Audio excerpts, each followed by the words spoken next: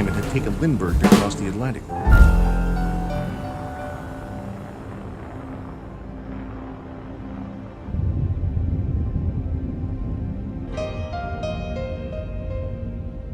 Cooper's ship performed flawlessly almost to the end, when everything started to break down. It was John Hodge's first mission as flight director. It's amazing how many things went wrong. It's very difficult to, or at least it was in those days, to build a vehicle that could be 100% successful and reliable. What you tended to do was to build things in duplicate so that you always had a backup situation. And in the case of the Mercury program, the sort of final backup was the guy himself. Now the action that I have taken is to turn off my 05G switch fuse and my emergency 05G switch fuse. I was losing, bit by bit, losing my total electronic system. All that would go out. I would have left the radio hooked direct to the battery. I'd have my wristwatch for timing, and I'd have eyeballs out the window for attitude. Gordo's mission was probably one of the most interesting because they put in all these fancy automatic systems, but by the time that he got down to rectifier, all of his automatic systems had failed. He was the first crewman who flew a totally manual reentry. Did a fine job. The failure of Cooper's spacecraft was eventually traced to the most unlikely of causes. His urine collector had leaked.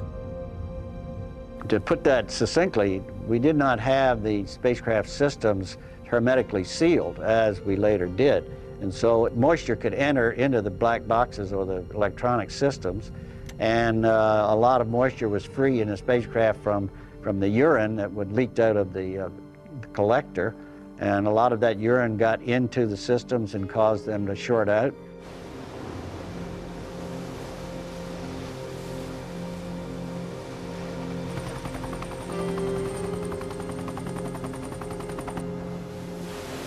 Project Mercury ended in triumph.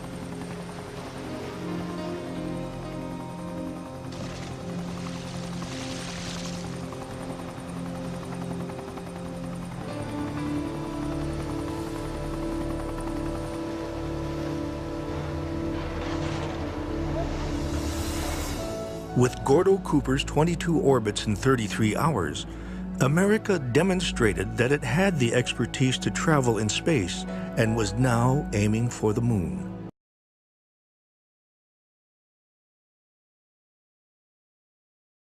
I never saw anything like it. They're coming by the capsule, and they look like little stars, a whole shower of them coming by.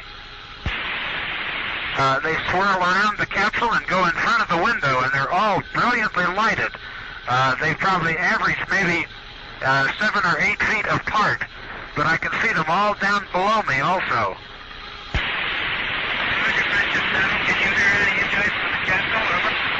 Negative. They're very slow.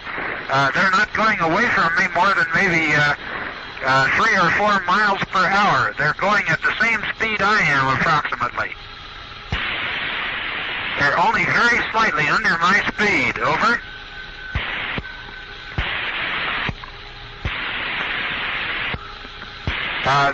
They do have a different motion, though, from me, because they swirl around the capsule and then depart back the way that I am looking.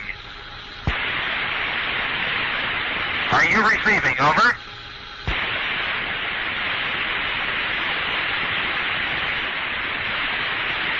There are literally thousands of them.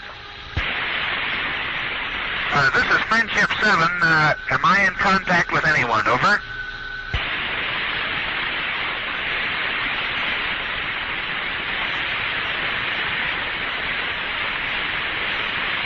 This has been going on since about 1+15. Over.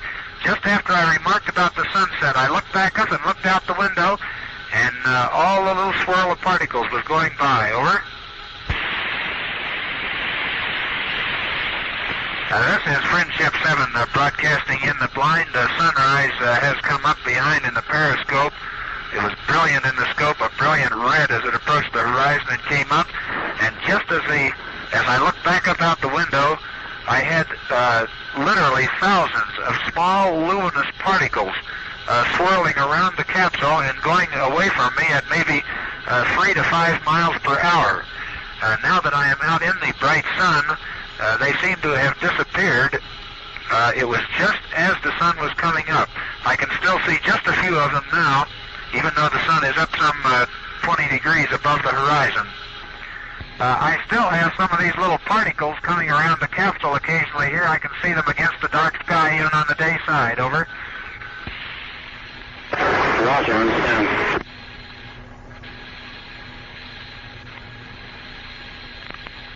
Friendship 7, join us. If you have a chance, could you give us a blood pressure check?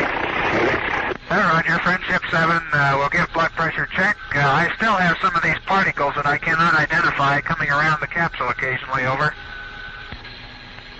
Roger, how big are these particles? Very small. I would indicate they're of the order of a 1/16 of an inch or smaller. They drift by the window, and I can see them against the dark sky. Just at sunrise, there were literally thousands of them. It looked like just a myriad of stars. Over. Roger, are they floating by you or floating with you? Over. Some of them float almost with me. Most of them appear to be moving at about 3 to 5 miles an hour away from me. I'm going just a little faster than they are. Over. Roger.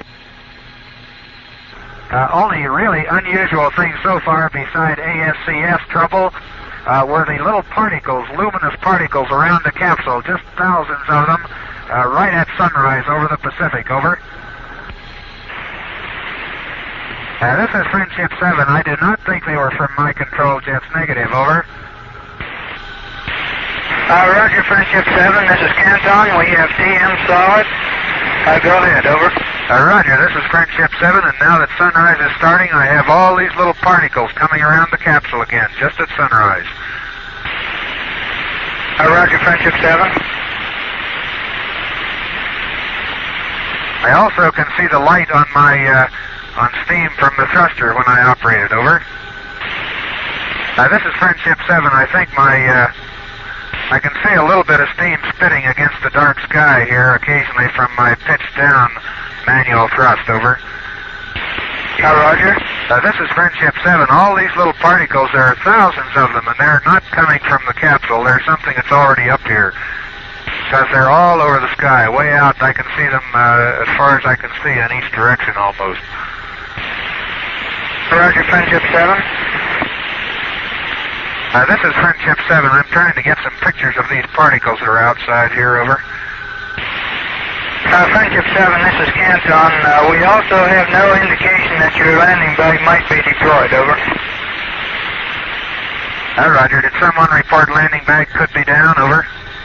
Negative. We had a request to monitor this and to ask you if you heard any flapping when you had high capsule rates. Negative. This was. Over. Well, I think they probably thought these particles I saw might have come from that. But there are thousands of these things, and they go out for, it looks like miles in each direction from me, and they move by here very slowly. I saw them at the same spot on the first orbit. Over. Roger.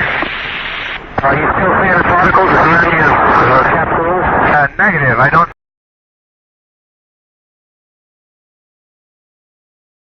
seem to see them around here on this side. I saw a few, just after I left Canaveral and turned around facing forward. They were coming toward me at that time. I was going, so I know that they are not coming from the capsule at all. I saw the particles in huge quantities at each sunrise. So